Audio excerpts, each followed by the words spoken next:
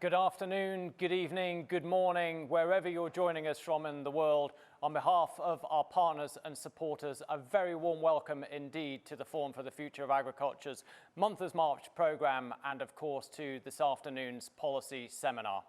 My name's Mark Titterington and together with my colleague Charlotte Smith, we'll be guiding you through this afternoon's proceedings. For those of you that were already with us this morning, we've had a very stimulating discussion already on the European Union's Farm to Fork strategy, and we hope that many of you managed to join the exhibition space and connected with each other through the networking forums during the lunch break, and maybe even dropped by the forum's own virtual kitchen. And all that, we hope, has left you feeling nourished both in mind and body. Well, let's turn ourselves to this afternoon's topic. And first of all, apologies for the late start today. The only thing that we know that's certain in this world is there is uncertainty. And we wanted to make sure that our distinguished panel was all in the right place at the right time and ready to contribute this afternoon. And so we will turn our attention to the reform of the Common Agriculture Policy and the role it can play in delivering a more resilient and sustainable food and agriculture system in Europe. And for that, I'm going to hand over and leave you in the very capable hands of Charlotte Smith. Thank you very much, Mark. Well, we have a fascinating session this afternoon with an expert panel and expert speakers. But please don't think that that means that you can doze gently in front of your monitors. We really do need your input. If you would like to ask a question, then simply scroll down to sort of underneath me, if you like, and you will see a form. There you can just put your name, if it's relevant, your company, and a short question. We really do appreciate the questions if they are short and to the point. If you want to address your question to a particular member of our panel, then just make that clear. You could also pose a question using Twitter. All you have to do is add the hashtag FFA2021, hashtag FFA2021. And while you're there, you could use that hashtag to let people know that you are at this event. As my teenagers continually tell me, if it hasn't been on social media, it hasn't actually happened. So please do tweet, please do get your questions in, if for nothing else, then just to reassure us that we are actually real. Now, I think this session has a deceptively simple title. Will the CAP deliver for society? As you will be aware, behind that there is a multitude of detail. So we thought we would go to the top and talk to the person who is very much in the hot seat when it comes to reforming the Common Agricultural Policy. That is, of course, Janusz Wojciechowski. He is the EU's Agriculture Commissioner, and I am delighted to say that he is able to join us this afternoon. Welcome, Commissioner. Thank you very much for being with us. The floor is yours. Thank you very much, dear ministers, ladies and gentlemen. Thank you very much for inviting me to the forum. The question is, will the European Common Agricultural Policy deliver for society? I can say with Common Agricultural Policy is delivering many goods for society. First of all, food security. Our estimated 10 million farmers provide fresh and high quality for 450 million citizens every day. This is delivering for our society and deserves our respect. The current pandemic highlighted the importance of food security and robust and resilient food systems that ensures access to a sufficient supply and high quality, sustainably produced food at reasonable prices. During this crisis, first of all, we all time should to thank our farmers for because the food supply was never interrupted. We have food security was ensured in each place in Europe during this whole very difficult time. This is the success of our farmers. I think that also it is a very positive consequence of our Common Agricultural Policy. And the CAP delivers also already a broad of public goods, mainly for rural development programs by environmental landscapes. I think this environmental package, which is environmental this is like biodiversity protection, this is climate protection, a very important challenge to reduce the greenhouse gas emissions from agriculture, and animal welfare, which is also very important, very sensitive question for the public opinion. And right now, the Commission is negotiating the future of the Common Agriculture Policy together with the European Parliament and the Council. Part of the negotiation is that we want 40% of the overall CAP expenditure and 30% of the direct payment are earmarked for environmental and climate measures. We also negotiate stricter conditionality rules for more biodiversity and high diversity landscape elements, but also the introduction of eco-schemes such as agroecology, agroforestry, or organic farming designed to achieve a more sustainable agriculture in Europe. Ago, the European Commission adopted farm work and biodiversity strategy. These two strategies will help together with the reformed CAP to make farming more environmental friendly and give more for the demands of society. If our food system wants to be more sustainable for Europe, all actors along the supply chain are being asked to deliver. It includes food production and processing. And the third value which common agriculture policy, in synergy with other policies, should deliver is sustainable development, including the development of the sustainable development of the rural areas. This is a very important issue. Agriculture is this is the condition to maintain vitality of rural areas, to prevent depopulation.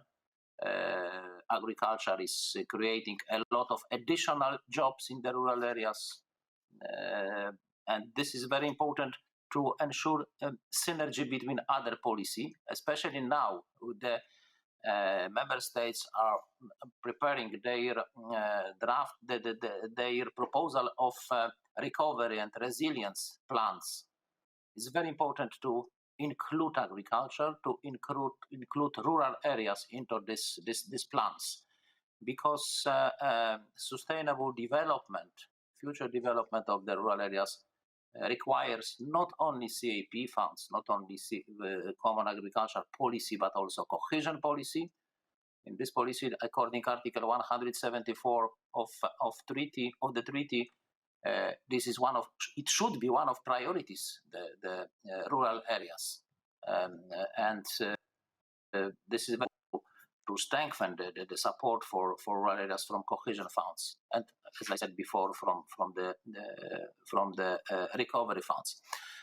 Finally speaking, summarizing the three important values: food security, and protection of environment, including climate protection and animal welfare, and sustainable development of rural areas. This is the main important values which will deliver common agriculture policy for not only for farmers, for society. Thank you.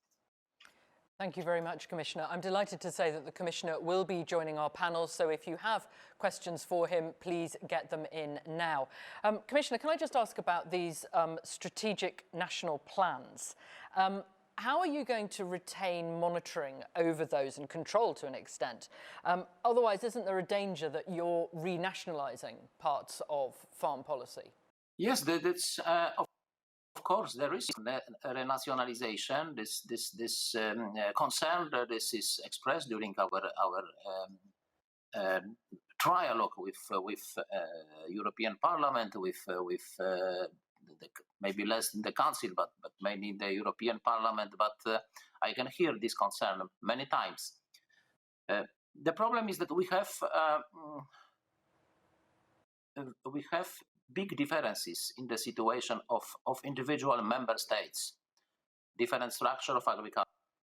We have average size of the farm the EU average size of the farm is 16 hectares, but we have member states in which is 130 hectares average size of the farm. We have member states in which this is only 3 hectares. The tools for the common agriculture policy in this situation should be different. Also, for example, the generational renewal is very much different across the member states. There are member states in which the population of farmers, the majority of farmers, they are in age over 65. There are member states in the situation is better.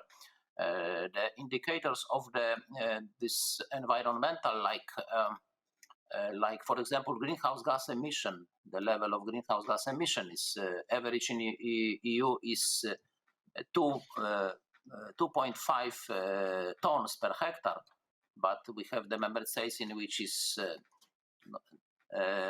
more than, in one member state is more than 10 tons per hectare. But there are member states in which is a little more than 1 ton per hectare. It requires the individual approach to the situation in member states, to take into account the different starting points for the member states. But I think that we will be able to ensure the commonality of the common agricultural policy, first of all, by transparency. Our procedure to adopt the strategic plans, our dialogue with individual member states will be open.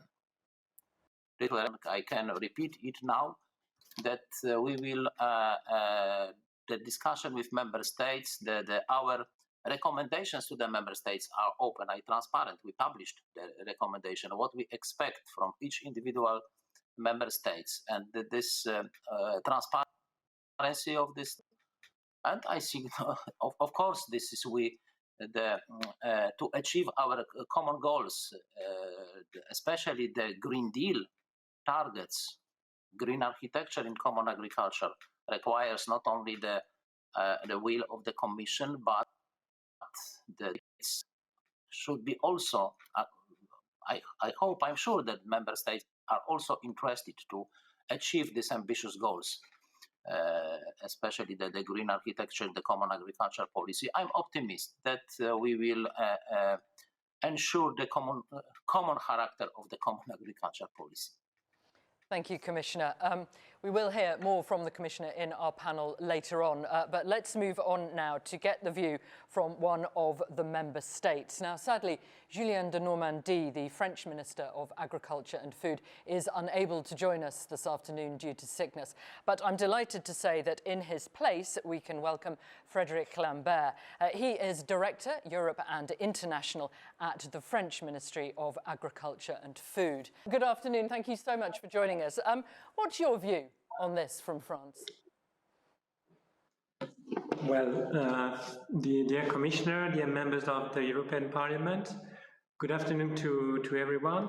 First of all, as you did, I would like to express my deepest apologies for, since our Minister, Julien de Normandie, is not able to be even virtually around the table, but he asked me to testify on the important topics raised today in this seminar.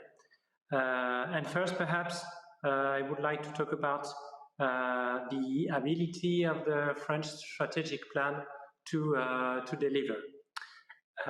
As Commissioner said, this new CAP gives flexibility for member states to adjust their measures to local needs, because the situation is not the same in every member state. But I also wish to stress the importance of a common framework regarding the ambition of the reform, in particular concerning the environmental ambition for what we call the agroecological transition. That's one of our main priorities for the ongoing negotiations at the EU level, so as to maintain the C of the common agricultural policy, and so to avoid distortions between member states because we are in a unique and single market. if we want to massively engage our farmers in this transition, this has obviously to be done at the European level and over the territory of all the European Union. That's why we pushed very hard during the negotiations in favor of a mandatory eco-scheme, for instance, with a common ring fencing, that's to say a threshold for expenses regarding eco-scheme. And that's also why, beyond the cap, our minister requires that imported products from third countries respect the same sanitary and environmental standards of production. As far as the process, the ongoing process for the national French strategic plan, the process of consultations on the future measures to implement has just started, but we already had a very large exchange with stakeholders on the diagnosis and on the assessment of needs, and we managed to share a common view and a common vision of the current situation. But besides, we also organized a very large public debate driven by an independent commission, which led to more than 1,000 recommendations that we are just in the process of analyzing. What we aim to achieve now is to dress political, strategic vision for French agriculture, forestry and rural areas, and that has to guide, to give opportunities for farmers to better tackle environmental challenges they are facing in their territories. That also has to contribute to food sovereignty. That means more autonomy in the food sector. We do aim, as you said, for a plan that will deliver rapidly and largely before 2027. First, because we are facing emergency and environmental and economic challenges in this sector are urgent. Then, because we already fixed ambitious targets at the national level. For instance, during the National Conference for Food, which was held in France in 2017 and 2018, we set a target of 15% of the French agricultural surface for organic agriculture in 2022. And the current figure at the moment is about 9%. Another example is the target what we've just been fixing and setting in our national post-COVID recovery plan, where we decided to set an objective of replanting 7,000 kilometers of hedges. And then, last but not least, I can also speak of the strategy that was recently presented, which is the protein strategy to develop production of legumes. This strategy will obviously be addressed in our national strategic plan, but this is a very good example of a set of measures which deliver on all the aspects the sector is facing. That's to say the environmental aspects, because legumes help to fix nitrogen in the soil, food autonomy, food sovereignty, because we are still very dependent on imports for proteins, but also for food consumptions, because we know that there is a strong and rising demand on this kind of products. But we also have, I think, to deliver rapidly, because we have to be able to address criticisms against common agricultural policy. Our goal is thus to impose changes in practices from 2023, so that we can actually see on an ongoing transition. But this transition will only happen if we manage to create, if this transition creates added value for the farmers. This is very important. So to rapidly sum up what I said, we're on the move. We didn't wait for the new Common Agricultural Policy to start acting, but we think that the National Strategic Plan is a key tool to pave the way for scaling up the transition, and besides to have a broad and total transparency on results, which will be, we think, very positive to legitimate this policy, the Common Agricultural Policy, which still remains the only real European integrated policy. Thank you. Thank you very much indeed for that. I just want to pick up on one thing. You say you want a rapid plan. There has been some criticism that the pace of change in French agriculture has been quite slow. Will this CAP change that? Well, this is the main challenge that we will have to face during the next programming period.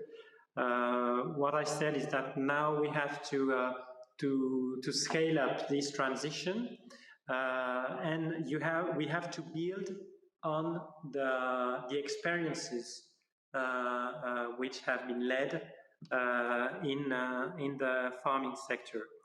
And precisely, we think that one of the objectives of the new eco scheme, which is the new tool of the Common Agricultural Policy, is to better reward, to better remunerate and valorize the practices which are positive for climate and biodiversity, and give incentive to a majority of farmers to engage in such practices that have already been experimented by farmers who at the beginning perhaps were pioneers, but now we have solid technical references, solid scientific background, and we are now in the process of accelerating the transition.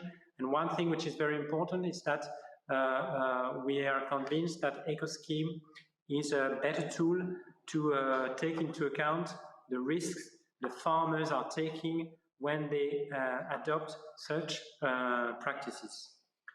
So that's why our approach is to, as I said, to build on the existing experiences. We have a lot of tools to do this, for instance, through AKIS networks, rural networks, through also leader initiatives.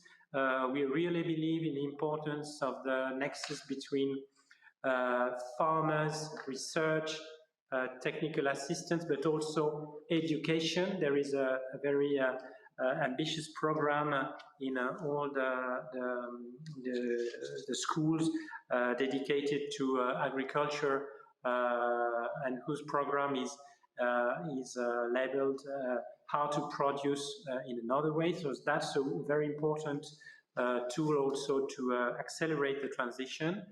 We also think that to accelerate the transition, we have to promote collective approaches of farmers which voluntarily adopt environmental and climate-friendly practices, and that we can assist in their action.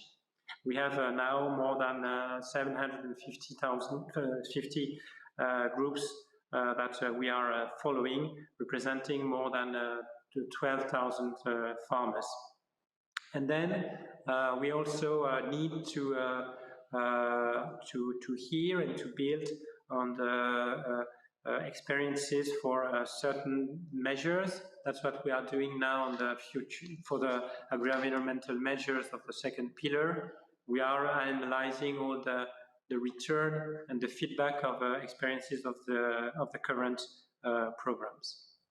Thank you very much indeed. Right, well, let's see what our panel make of everything we have heard thus far. Let me introduce you to them. We have first Professor Emeritus Alan Buckwell. He is Research Director at the RISE Foundation, an independent think tank working towards sustainable European agriculture. Alongside him, Elsi Katainen. She is a Finnish MEP and Vice Chair of the Agriculture and Rural Development Committee. She also has a family dairy farm. Monica Nebeska also joins us from a farm. She is a farmer. She's chair, among many other things, of the board of an agricultural cooperative. She is often referred to as the First Lady of Czech agriculture. Jeremy Waits is the Secretary General of the European Environment Bureau. That brings together 160 environmental organisations from 36 countries. We're also, of course, rejoined by the EU Agriculture Commissioner, and Frédéric rejoins us from the French Ministry of Agriculture. Let's get on with it. Alan, I'm going to start with you and just give you a really difficult, easy question. Will this CAP deliver for society? Well, good afternoon, Charlotte. Good afternoon, Commissioner and fellow panelists.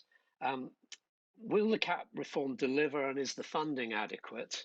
My answers are no, it won't deliver enough, and I'll explain why. I think the funding could be adequate if it was appropriately deployed. I regret I don't think it will be as well deployed as it could be. Why do I say this?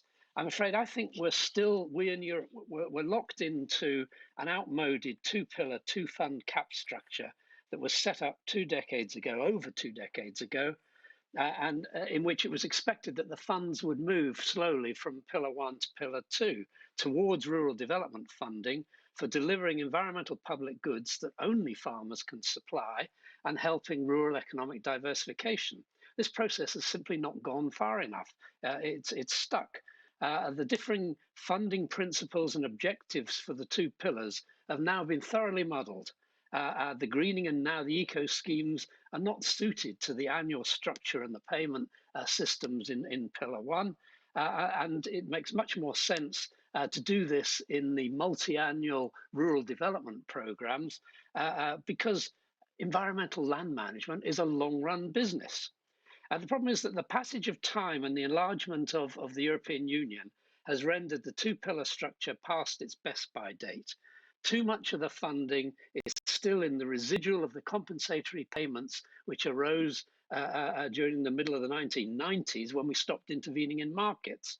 And Pillar 1 direct payments are still 77% of the CAP budget. They're not well conceived or distributed to deliver public environmental services and to lead us onto a more sustainable development path in view of the climate and environmental challenges. Now, all these challenges are still to be addressed, I think, for the next reform. We, of course, now have to make the best of the reform that's on the table, that was laid down in June 2018. And a great deal, of course, depends on the ability of the Commission to hold the member states to high ambitions in their strategic plans and to deliver practical programs to deliver on them. I think we can be optimistic about France because, as has been explained, they've been moving in this direction for many years. So I think they're well prepared. But that's not the case across the whole of Europe. So it's essential for EU farming itself, as well as EU citizens, that our current food systems and rural land use, which currently are simply unsustainable, rise to the challenges. And I don't think that what's on the table is going to be of the scale of change that's required. And so therefore, I'm afraid more change is going to be required in coming years. And we need to be ready for the 27 reform. And it's not too soon to start talking about it now. Wow, okay. Let's talk about this reform. Elsi Katainen, do you share some of those concerns, or are you more confident that this reform will make changes? Yes, I do believe. But first of all, good afternoon, Mr. Commissioner and fellow panelists too. I would say that there is a good potential to integrate these policies. well, but it should be clearly understood that these strategies or communications will become relevant only after the co-legislature have decided on the forthcoming legal acts. I think the new delivery model will give a chance for the updating the national plans accordingly, but only after legal processes has done. It should also be seen that Green Deal targets are related to the year 2030, when the cap lasts only until 2027. And lastly, very important point, when we start to implement the new cap and the Green Deal, the economic, social, and also environmental dimensions must be in balance. Otherwise, we will not see sustainable results. I believe that in member states, there are a good progress in doing those plans. Some have done more, and some countries hasn't done so much. But I believe that everyone wants to get through this and wants to do their best to take these all three very important elements account to, because these all are very important: environmental, ecological, but also social pillars are even. Thank you. Monica, if we can get the view from the farm, firstly, just tell us a little bit about your farm and how you see the changing cap having an impact for your business. Greetings to everybody from the heart of Europe, from the beautiful Czech Republic first. First of all, I must introduce it, because I think it is very important for the next what I will answer. Over the past 25 years, together with my team, I have built Všestary Agriculture Cooperative, a cooperative that employs more than 150 people in the season, farms on 3,000 hectares of land, and behaves kindly and respectfully to the environment and the rural community. We own 10% of the land we farm on. The remaining 81% are rented out from almost 1,050 smaller landowners, which is a common practice in Czechia.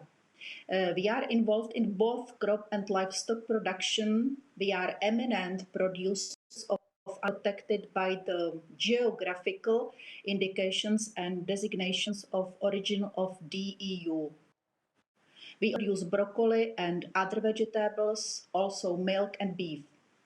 We enrich the soil we farm on with organic matter. The manure from our livestock, it has a positive impact on soil. We farm in a culture heritage area commemorating the Battle of 1866 between Prussia and Austria. So we farm with respect to both our history and our environment. What do I mean by the respect? For many years now, we have been using precision farming technologies, strip till systems. We build hedges and other landscape features. We use also drip irrigation. We have a good experience with organic farming, agri-envy climate measures, and insist on best animal welfare measures. I believe that together with my team, we build not only a company, but also strong environmentally conscious community trying to better ourselves and the world around us through agriculture.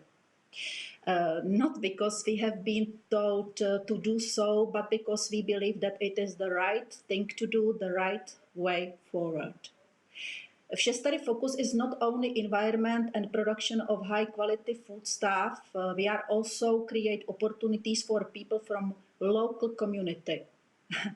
Funny is that my team is very young. The average age is 32 years, including me. Perhaps because we offer traineeship for high school students, we cooperate with Czech universities and we support agriculture innovation and research. We organize open doors days for elementary schools and annual Vše Tady annual celebration event which more than 3,000 visitors. However, we can only continue to do all of that if we stay economically sustainable. In Vše Tady, we put a huge emphasis on ensuring an adequate standard of living for our employees. No, but also like all farmers and all businesses is in fact we are dependent on the specific of our region, market measures, banks, loans, and of course the EU subsidies. We are adapting to climate change, to the legislative changes, administrative burden. We are living, and it was saying, Mark said in the beginning, we are living in the world where the only certainty is uncertainty. In the world where prohibitions and restrictions seem more important than real solution. I must say that I love farming, and even after 25 years, I love my job, and I think it is the best, and I hope that the company as we will survive. Monica, are you worried about what changes might be coming now with the change to the cap? Yes. I'm afraid. Let's back to the point. Our new national CAP strategic plans are now being debated, but I already feel, having in mind the call of the Commission to Farm to Fork targets to those plans, that the level of ambitions is extremely high, and I am concerned about the impact on the agriculture sector. It is also for me alarming that we haven't seen any impact assessment for the implementation of new strategies on our sector yet. I'm afraid that the implementation of all new targets will lead to significant drop in agriculture production, export, and therefore the incomes of farmers as well. I call, and I will continue to call, for simplification of the system as such. Thank you. Jeremy, can I turn to you? We've heard a lot of mention of sustainable, a lot of mention of biodiversity in this discussion so far. Is that reassuring from an environmental viewpoint? Thank you, Charlotte, and good afternoon to everyone. I mean, I think the first thing I would like to do is just acknowledge that the negotiations are now in a very bad place. So I very much agree with the rather depressing assessment that Alan gave us a few minutes ago. I mean, we started with a very weak Commission proposal that dated back to the Juncker Commission, and the von der Leyen Commission actually had a chance to withdraw and replace that with a proposal that was compatible with the European Green Deal, but it didn't do that. And now we've seen the co-decision makers' positions aiming to weaken it further. So from our point of view, yes, you talk about climate change, you talk about biodiversity, sustainability. There's a complete disconnect here between what's happening in the CAP negotiations and the European Green Deal. Even more important is the disconnect with the science of climate change, the science of biodiversity loss, pollution. And in the long term, of course, the farming sector itself, I mean, I heard what Monica just said, but it's the farming sector itself will be in the front line of the losers.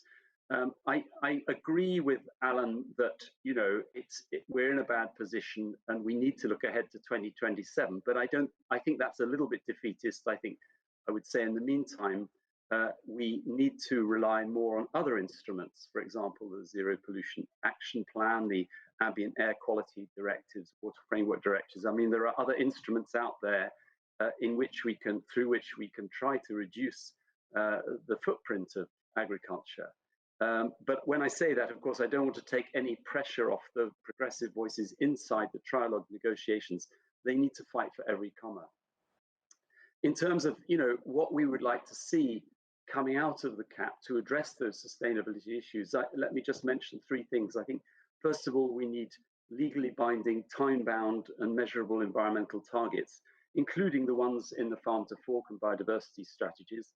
They are in many ways good targets. We could have perhaps wanted some stronger ones, but they need to be followed up with binding legislation, and then the public spending needs to reflect the new priorities. So I somewhat disagree with Elsie when she says, well, we first of all have to get the legal framework there, and afterwards we can come back to these nice strategies. No, I think those strategies and the targets in them should be reflected.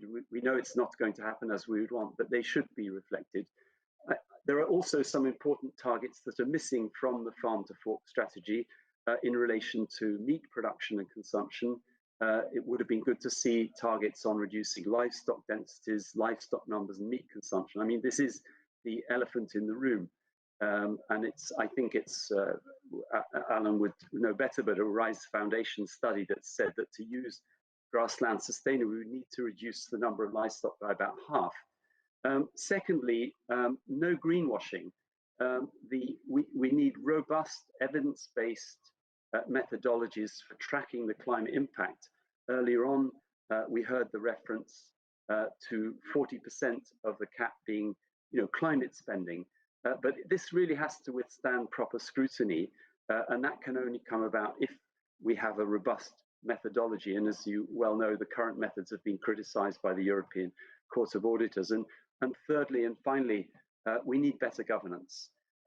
We need strong provisions for civil society involvement, including environmental stakeholders. Of course, the scope of the CAP has broadened now.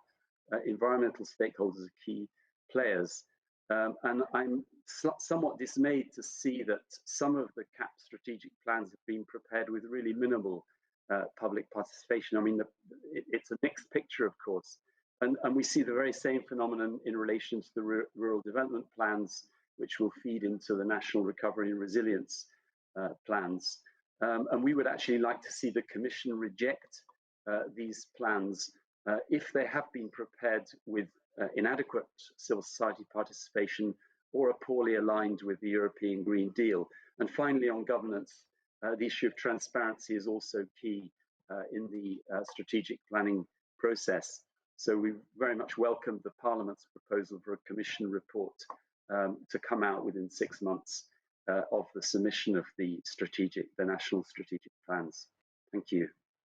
Oh, Commissioner, we are only one question in, and we have heard worries about the budget, about the negotiations being in a bad place, about the impact on farms, about proposals being weakened, a disconnect between the Green Deal and CAP. I won't go on. You have heard it all. What do you say? Sorry, I didn't hear exactly. Could you repeat the question, because there was some problem with the connection? Of course. I was just really summarising what you've just heard, which I would imagine is not that enjoyable to hear. Worries about the budget, about the negotiations being in a bad place, about the impact on farms, about the lack of impact, if you like, on improving the environment. What would you say to all of that? About the budget, I can say that we have I think the first time in the history that initial proposal, previous commission, President Juncker Commission, proposal from 2018 was increased about 22 billion euro. It was a success of agriculture, because the first time happened that final decision was better than initial commission proposal. It was the of course, the success of the Madam President von der Leyen Commission, because it was the von der Leyen Commission proposal to increase the budget. I think that we have a very good budget generally for the European Union. Together with recovery funds, this is 1.8 billion euro. And for this common agriculture policy, we have, of course, this budget, which is about the 400 billion euro for 7 years, but also we can use to support agriculture, to support green transition of our agriculture, to make our agriculture more environmental friendly, more friendly for climate, for animal welfare. We can use also the other funds, especially the recovery fund. In the first draft of the recovery plans, many member states, they propose interesting action for agriculture, especially for the green transition of agriculture, for digitalization of agriculture. This is very important. That we have tools to change, to reform our for changes, for reform of our agriculture.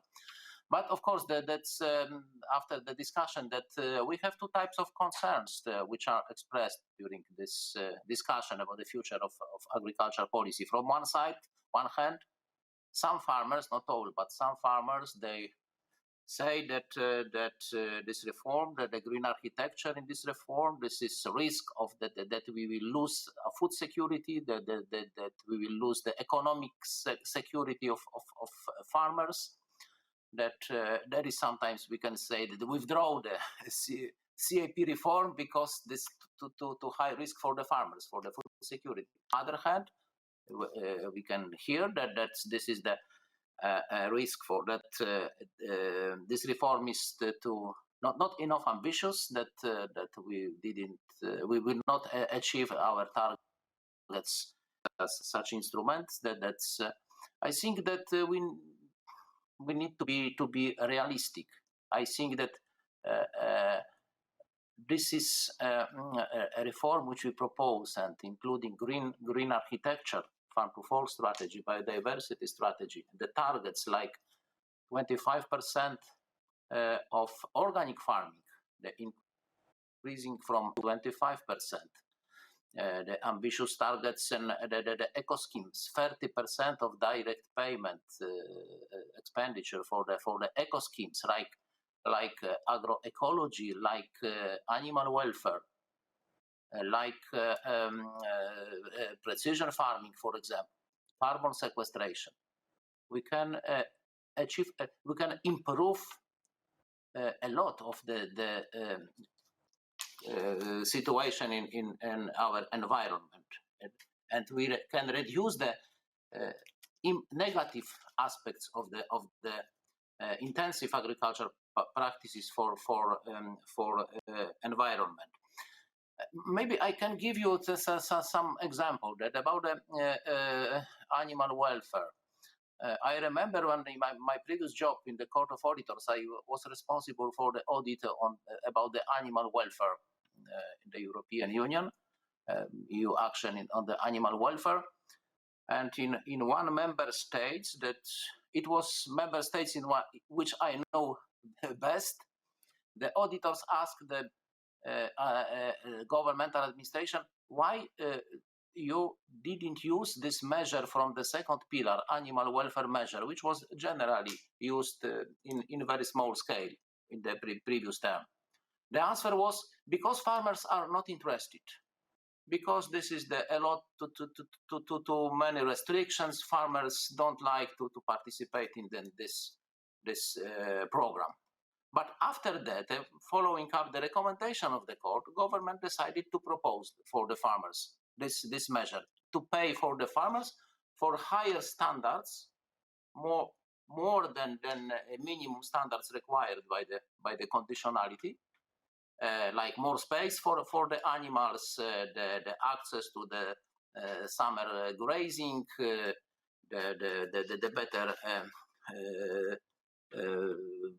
better conditions in the building, etc. That it was a surprise that in very short time, 65,000 farmers declared access to this program. And in nowadays opinion that it is one of the best programs proposed for the farmers, for the animal farmers, that a successful action. Farmers want, our farmers, they want to be more environmental friendly, more friendly for climate, for animal welfare. They are interested, but we need to help them, to support them, to incentivize them, to propose good programs. We can achieve a lot, I think. I'm sure that we can achieve a lot, but this is very important, the good cooperation with member states, the dialogue with member states about their strategic plans. It will be very important part of the reform, but it's very important to our approach for the farmers. The farmers are not the problem to solve. We need to treat them as a part of solution, as a partners, not as a problem to solve. With farmers, not against the farmers. This is very important. Thank you very much for that. I want to pick up some of those ideas when we talk about the eco schemes in just a moment. But before that, I just want to go to some of your questions. I'll try and whip through them fairly quickly. So when you're asking questions, if you can keep them short and to the point, and if I could ask the panel to keep their remarks short and to the point as well, that would be marvellous. Right, so our first question is actually for you, Frederic. Max Schulman from Kopacika, who's also an arable farmer, asks, how will the new CAP maintain the common market while allowing divergence between member states? Well, this is what I tried to explain, that we think that if we want to engage farmers in transition for more sustainable food systems, then we have to make possible that all the European farmers engage in the same movement. And that's why we were pushing very hard during the negotiations to maintain a common framework. And this common framework, as Mr. Commissioner said, is maintained in the Council's proposal of last October, because first, the conditionality will apply to everybody, and so conditionality per se is a common framework, and the conditionality will be reinforced compared to the programming period, since it integrates the requirements for the current greening payment. So that's the first part. Second way of maintaining a common framework is to make the eco scheme mandatory, and it will be mandatory. It was not obvious. There have been very hard and complex discussions in the Council in October, and finally, as we always supported during the negotiation, finally we managed to reach a majority in the Council in favor of a mandatory eco scheme. Then, if this eco scheme is mandatory, then to have a common framework, you have to ensure that all member states will use a minimum of payments, of direct payments, towards these new measures. That's it. We have it in the Council at a level of 20%. We have it in the Parliament proposal, which is more ambitious with 30%. But I don't know what will be the result of the final negotiation, but certainly it will be between 20 and 30. But that's the most important, is that every member state, all over the European territory, we will have eco schemes which are applied in each country. Then the most difficult thing is to have, I would say, an equivalence of ambition of these eco-scheme measures. That's more difficult to frame in a regulation. But there is one thing which is very important and which my minister insists on.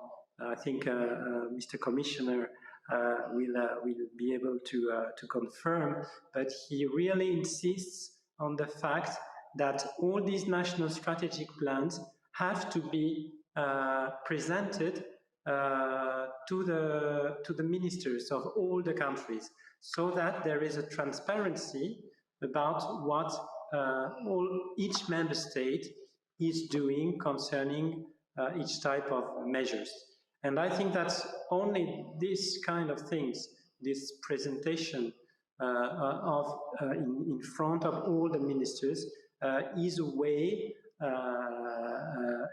to guarantee a sort of harmonization in the ambition of measures member states are taking. And also we are confident in the vigilance of the Commission to guarantee that there are no too strong divergence between member states. And then that's for the, I would say, the environmental aspect of the reform, but we also think that we have, and we work on it. There are very interesting proposals of the European Parliament, and we think that we have to reinforce the common framework for the markets, for the functioning of the markets, because as I said, if we want people to invest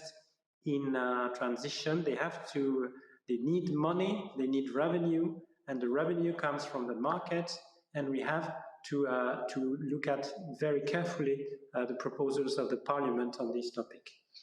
Thank you very much. I suspect that quite a lot of other panelists would love to come in, but we only have 10 minutes left, so I'm just going to whip through some of these other questions. This is for you, Alan Buckwell. Do you agree, asks Celia Nysons from the European Environmental Bureau, do you agree that the safeguards introduced by the European Parliament to coupled support and investment support to prevent funding going to the most intensive livestock farms should be integrated in the CAP? I don't know enough about those details to judge on that, is the honest answer. Can I say a bit more about the eco schemes? You can if you're really brief. Absolutely support a minimum of 30% for these schemes. They, of course, as the Commissioner says, we can reduce the environmental damage of intensive farming. Yes, we can. Our point is not enough, given the resources we're pouring into the CAP. So only 30% of the Pillar 1 funding for eco schemes is the way I would look at it. Let's talk about increasing it over time. But also it's vital to allow any unspent funds in an annual scheme to be siphoned off into Pillar 2, where the funding mechanisms allow carryover from one year to another, so those funds really are deployed for environmental amelioration and climate protection, and not lost in other Pillar 1 measures. And there's several other quite concrete things that the Commission can do to ensure that these eco schemes in the next 7 years do deliver something worthwhile. And please make the payment rates attractive. I mean, it's vital that the public sees that this part of CAP expenditure delivers something for the environment. So we've got to get people enrolled, and we've got to get a level of ambition that is above the conditionality and is not just paying twice in Pillar 1 and Pillar 2 for the same environmental improvements. There's some strong challenges, practical challenges there to make this work and deliver. But of course, we've got to make the best use we can while this is the best that's on offer. We have a question for Elsie Tynan. This is from Alexandru Marchis from ISK. The last decades have shown the mutual benefits of free trade, even for consumers, as well as for producers. So why are we talking now about food sovereignty, which means protectionist approaches and barriers to trade? Elsie. Oh, what a question. Not so familiar for me. I think what they're getting at here is that the protectionist approach, the idea that people who want to export to the EU will have to meet the same standards, maybe, and other barriers to trade. Yes. I think when we have a common agricultural policy, we should have and we are in the same markets, we should also have the same rules and also the ethical rules. It's meaning that every member states are in different level concerning, for example, when we are talking about pesticides and how much organic farming we have and that kind of things. And I do believe that we have to take account the differences between different kind of member states and the different levels too. So I think that we need to, of course, promote free trade as we have the most competitive food production in the world. And at the same time, we need to secure that imports have same standards. And we have to be very, very careful when we are talking about Mercosur, for example, that we have to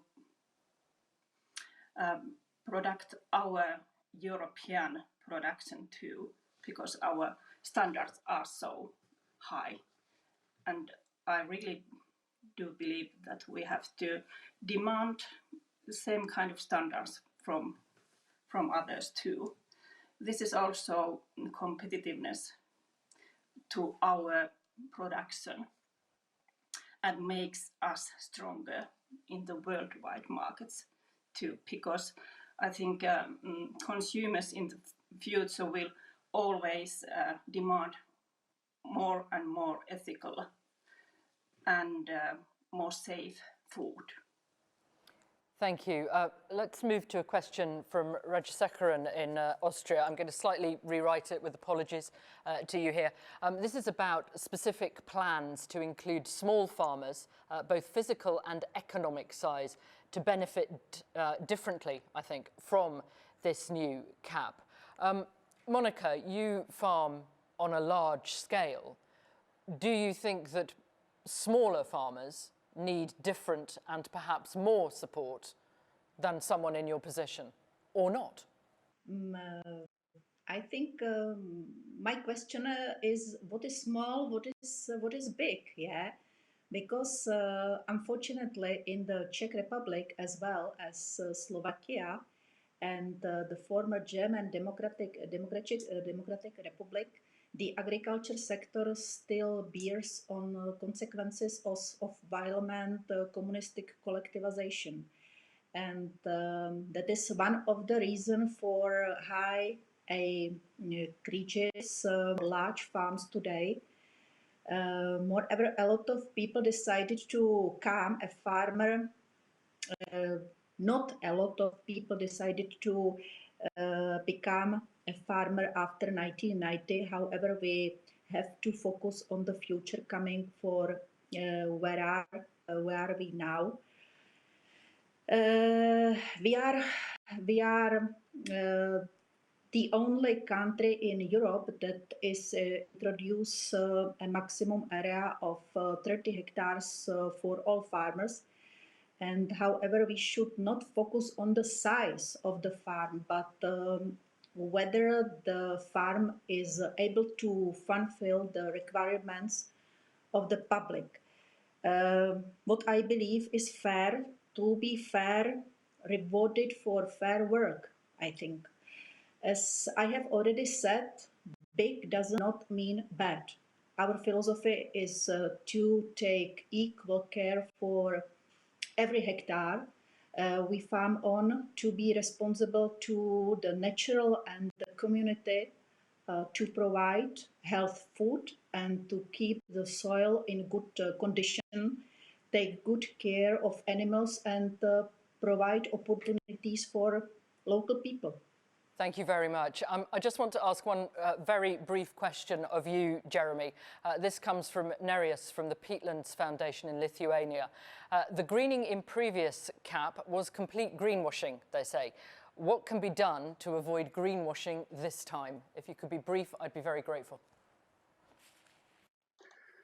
Yeah, well, I think the getting the good methodology for climate tracking basically is going to be key to that, as I mentioned earlier. But I think with all of these targets, I mean, first of all, we actually need to have some targets to be able to track and have robust methodologies around. And it's great to hear the Commissioner talking about, and I fully agree with him. We have some really good and interesting targets in the farm to fork strategy. But the moment when you are handing over 57 billion of public money is the moment to impose some conditions, firm binding conditions. And I think, we see this CAP negotiation round as a huge missed opportunity. Great if there are other initiatives and instruments that can come in and limit the damage.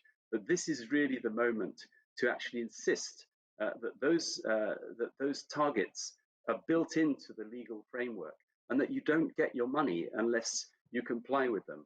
So I think that would be my, if you like, my parting message.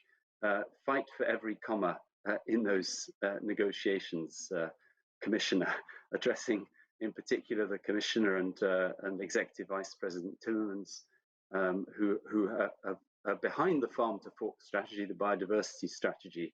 But there is a real risk of those softer instruments being sidelined. And that's what they have to get everything they can out of these negotiations. Thank you very much indeed. There, I'm afraid, with many apologies to our panel, is where we are going to have to leave it. I know there is so much to talk about on this very important subject, but it seems only right and proper that the closing remarks should come from the Commissioner himself. Commissioner. Maybe short remark about this the question of the small, medium-sized farms, intensive farming, where what is our approach to this? Say that the question is who is big farmer, who is small farmers, because there is no clear definition about this. But we can observe the process in some sectors of agriculture, maybe not the generally, but in some sectors. In, for example, the pig farm, pig farming is important part of the European agriculture. And the farmers who were yesterday they were big. Today they are medium. Tomorrow they will be small. And after tomorrow that they can be ex-farmers, or that they will not exist, because the process is that they are forced to produce, to increase the scale of production because of competition. And Green Deal, the farm to fork strategy, our proposal, eco schemes, animal welfare, organic farming. This is very good proposal for the farmers who are too small. This is not I don't know which is the how many hectares is to say too small. It can be in one situation 5 hectares, in other the 50 hectares is also too small, or 100 hectares. But this is the proposal for the farmers who now are not able to compete for the competition with the large scale of agricultural production. And the organic farmer, to support for the organic farmers by eco schemes, by the measures from the second pillar, can give the opportunity to participate in the competition, not in the quantity of food production, by the quality of food production. which is the very important, the public demand for the healthy food, for the food produced with high environmental standards is increasing and is developing. But we need to promote also. This is one of the targets of the Farm to Fork strategies. But this is the big chance. It is, for me, this is the most important value of the proposal Farm to Fork strategy and generally the Green Deal in agriculture. This we will give the chance for the to maintain, to save the farmers who, without this reform, they will be not able to continue their farming.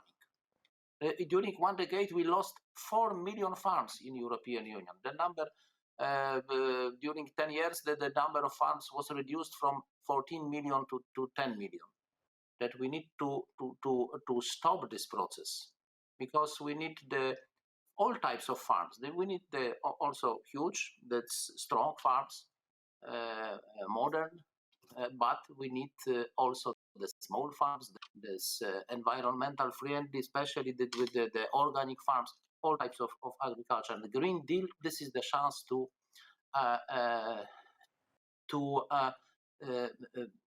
protect small and medium-sized farmers who are a very important part of the European agriculture. That is European heritage in our agriculture.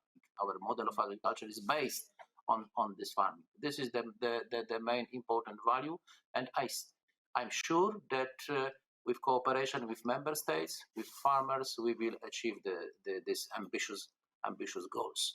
And we are going to the right direction, to the more environmental, to the farming which is more friendly for environment, more friendly for climate, more friendly for animal welfare, and also more giving more economic security for the farmers. Thank you. Commissioner, thank you very much indeed. And thanks to our panel this afternoon. And thank you to you for all your questions, and apologies to the ones that we didn't quite make it to. Thank you very much. Mark. Thank you, Charlotte. A very interesting and stimulating discussion again this afternoon to build on what we heard this morning.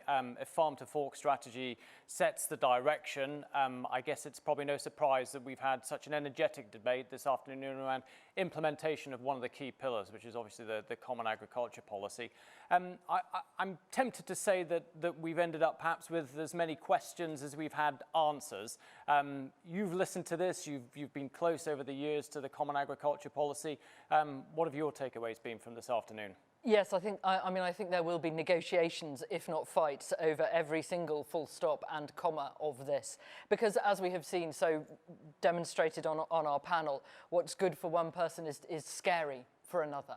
And we saw that this morning in the Farm to Fork discussion as well.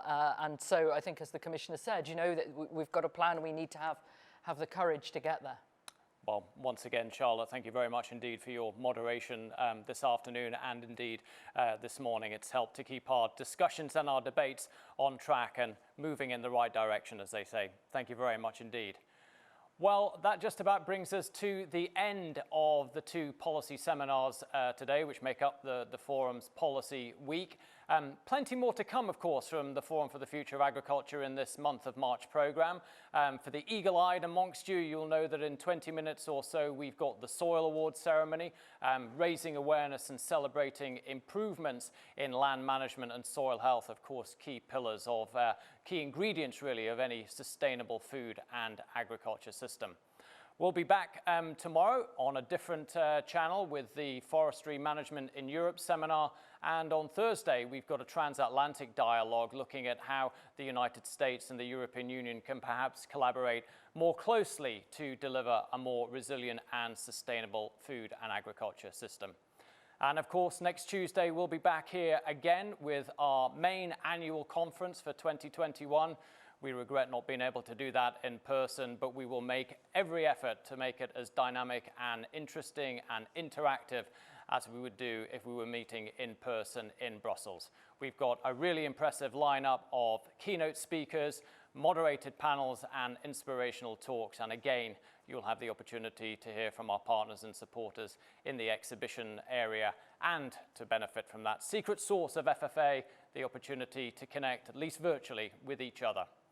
All that remains for me to say is, again, thanks to Charlotte, thank you to the Commissioner, to the Ministers of Agriculture, to all our panellists that have contributed so extensively today, and most importantly, thank you to all of you. Stay well, and we look forward to seeing you again soon. Goodbye now.